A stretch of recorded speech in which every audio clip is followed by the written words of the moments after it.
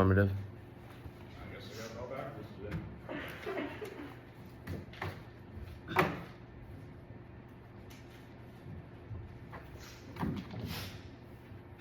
While watching an NFL game, have you ever thought, wow, that was a hard hit, that had to hurt, or a tackle looked illegal? Well, it turns out the NFL doesn't really care about the health and safety of their players, and even after a vicious and illegal tackle. The NFL, in many ways, is not providing sufficient support and safety regulations to protect their players. I became informed about this topic through extensive research and watching many NFL games.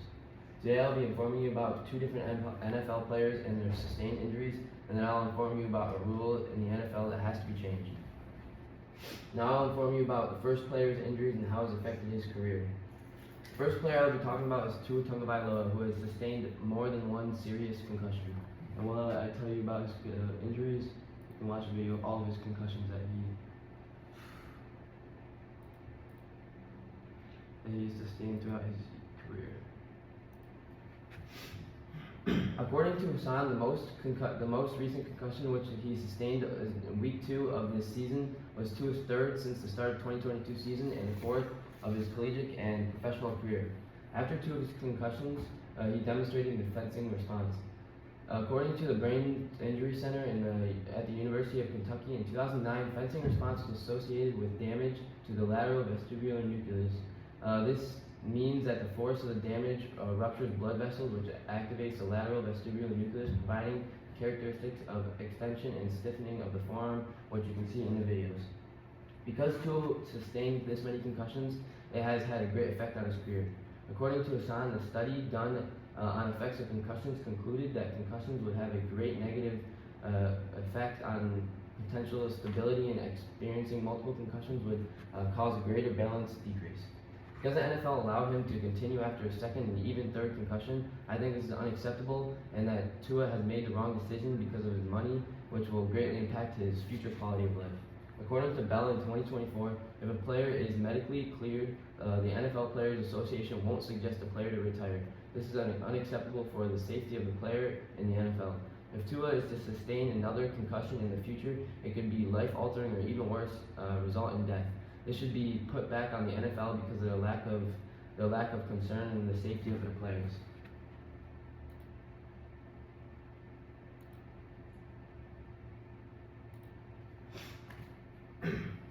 I will now inform you about the second player's injuries and how it has affected his career. Second player I will be talking to you about is Antonio Brown, who has sustained a bad concussion which ultimately affected his life. According to Wire in 2016, Antonio Brown suffered a concussion as a result of a hit from Vontaze Burfict at the end of the Steelers' 18-16 wildcard win over the Bengals.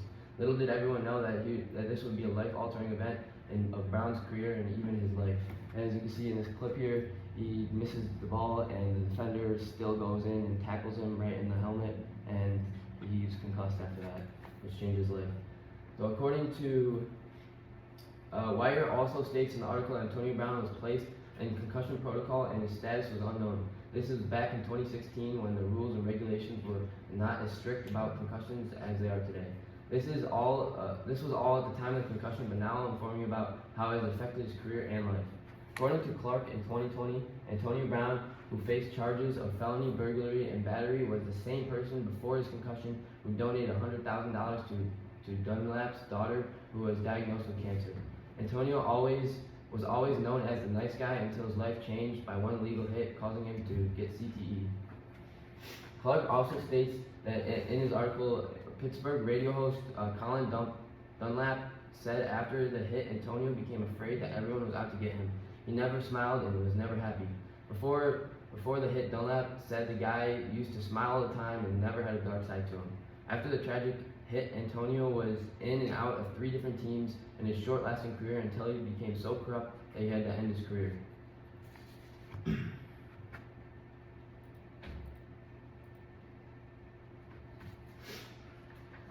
Finally, I will tell you about the illegal tackle that is not being talked about enough.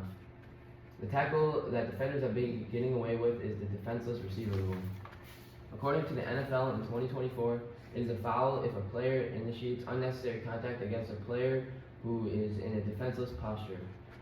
Yes, this is a foul in game, but I still think there should be a larger punishment like ejection or hefty fine. The NFL also states that as a defenseless receiver is a receiver attempting to catch the pass but has not yet had time to clearly become a runner. Now I'll tell you about the direct example as happened in a game and outcome of the play. Last week I was watching the Week 10 matchup of the Buffalo Bills and the Miami Dolphins. I noticed during one of the plays, receiver Keon Coleman caught a pass from Josh Allen and then was put in a defenseless situation where he was tackled by a defender from an angle where his line of vision was compromised and ultimately resulting in him dropping the ball. This resulted in him getting injured and having to sit out for the next game. While there was a foul on the play, the defender Jordan Poyer was not directly penalized or fined because of this action. I'll show you a quick clip of what happened in that play. So Keon Coleman goes up to catch the ball, he has it, and he has no time to react, and Poyer comes in helmet to helmet, and he loses the ball. And that ended up being a foul, but I still think it's a very dangerous play and can get players hurt. Like Antonio Brown, how his career ended like that. So this is why the NFL in many ways is not providing sufficient support and safety regulations to protect the players. Today I informed you about the two different players that in their sustained injuries, and then I informed you about a rule in the NFL that should be changed. I strongly believe that the NFL is not doing enough to protect the players and is more focused on making money than keeping their players safe. Alright, now I have 4 discussion questions about this topic.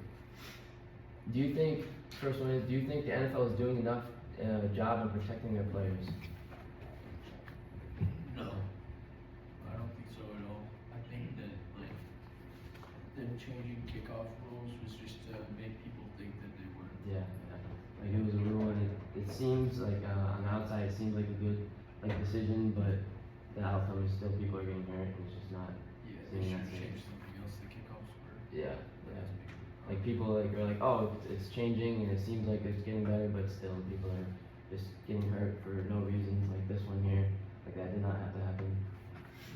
And the second question: after learning about the safety of football, if you had a kid, would you let them play? I would still, because I think that the pros far outweigh the cons of a potential impact of an injury. Yeah, that makes sense. I agree with that, and also like I feel like once my child gets to the point of like being close to seriously injured, that's when I'd be like, okay, this is enough, because we don't want you to get to being seriously injured. Yeah. So like you want to give them a choice and let them do it, but they get injured once. Like Tua, his first concussion, you probably should stop there. Yeah. And yeah, that makes sense. And the third question is, after learning about Tua Tagovailoa's concussions, do you think he should retire or continue playing? Yeah. Retire. Even his teammates are saying like Devon A-Chain says that he doesn't even know his name anymore, and then he keeps calling him Tanner. He's like, one more hit, I might become Chandler or something. Yeah, it's bad. And even in a press conference, Tua said, like, I love this game so much that I'll keep playing even to the death of me, which, like, I don't really know how people, like, took that, but it seems like he wants to keep playing and he knows the consequences, but I still think it's better for him to stop because he could become like Antonio Brown and just become a mess of a person, which is very sad. Before the concussions would tell him now to stop. Yeah. And then the last question is, what do you think of the NFL could do more to protect their players? Yeah. Probably doing some more like educating people on like the effects of concussions, because like growing up, I was always like taught about what a concussion is, like if you hit your head really hard, don't go to sleep, you know, those Yeah. small things, Yeah. but I never really learned about what the serious effects are and how it makes you like basically a whole new person. Yeah, I know, it could if change it's your- happening. could So change your definitely life. educating people for sure. Yeah, that's a good idea. They could mandate guardian caps. The issue is just right now. I mean, I've never worn them, but they just look so bulky. Yeah, they do. guys won't wear them because it might make them play worse. Yeah, because I watched a few games and I've just seen defenders. You see like maybe one guy. Yeah, one or two guys, yeah, but yeah, that would be a good rule, because it definitely help with concussions, yeah. Could also just like clarify on like what's illegal and what's not, because like even just looking at like roughing the passer penalties, and like obviously guys can get called based on how important they are in the league, but like some calls you see and you're like that got called, and then other calls you see and you're like that didn't get called. So I Yeah. think just more like standardized calls based on like aggression based instead of like star power. Yeah, That'll probably help defenders a lot more on what they know they can and can't get away with. Yeah, because like I've seen many plays where it's like, this one, like, oh, it's really not that hard of a hit, but I see why they called that, but other plays, like a few years ago, I saw the helmet play, like got hit, and it really affected the whole entire game, and they lost because of it, and they didn't call it, and that like upset a lot of people in the fan base. Did you have something? I would say that they're on the right track from like yearly meeting to yearly meeting, but I don't know if you've seen the whole debate on grass versus turf. Yeah. And how the data suggests that grass is safer Mhm. because it's a natural playing surface rather than the turf just being like bouncy and Yeah. synthetic. Yeah, because in MetLife, I know their turf is terrible. Everybody complains about it. And Aaron Rodgers even just got hurt like his first game in last season. It's bad. Yeah, grass would definitely help, and they definitely have. The NFL has the money, and the teams have the money to make it grass. So I feel like that's a good plan. And that's it for my speech. All right, thank you, Aiden.